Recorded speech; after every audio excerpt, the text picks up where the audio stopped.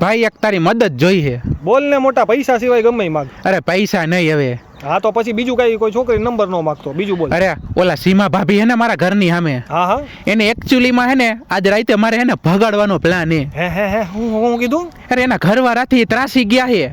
હા એટલે મને કે દીકા મારે તારી એને લગ્ન કરી લેવાય, ભલે બે છોકરાની હું માં હું. મેં કીધું તો મારે હાલશે બે છોકરાની માં. આવા ટાઈમે મને ફોન ન કર બરાબર, છેલ્લો ફોન તારો મારામાં આવશે ને પછી મને પકડશે. તું કેતો તો ભાઈ તારો દુઃખનો ને સુખનો સાથી હું જ છું ભાઈ. તું ક્યાં વયો ગયો? નહીં હું તને ઓળખતો જ નથી. બસ ને કાંઈ વાંધો નહીં. હવે બાપા સિગરેટ પીતા કેટલા ટાઈમથી હાલે હે?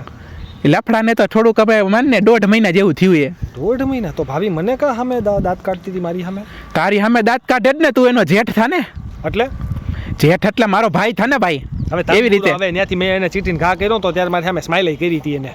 ઈ સ્માઈલ ભરે ને કર્યું, જેઠ તરીકે સ્માઈલ કર્યું એલા.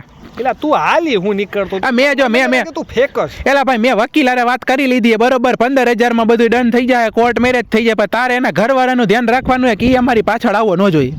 ઘરવાળો? એનો ઘરવાળો હે? બે છોકરાની માં કાંઈ એમણમ થોડી થઈ ગઈ છે. એટલે એવું થોડું જરૂરી અત્યારે એના ઘરવાળા બીજા 2 લગ્ન કર્યા હોય તો પછી એના છોકરા જે પેલા હોય ઈ આવી ગયા હોય. એલા ભાઈ એવું કાંઈ નથી. હવે ભાભીને એને ટૂંકમાં ઓમ નથી પોવાતું કે એનો ઘરવાળો ગમે એ છોકરી સામું જોઈને દાંત કાઢી લે છે.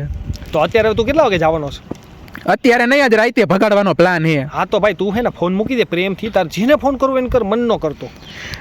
એલા કાકા ભાભીનો જ ફોન આવે. જો હમણાં હું તારું નામ દઈને કહું કે તમારો જેઠ આવવાનો છે તમને ભગાડવા. એ રોંગ નંબર ભાઈ, મૂકો ફોન. અરે હું શેરીના ખૂણે ઊભો રે, 4 વ્હીલમાં જવાનું છે આપણે ત્રણેય.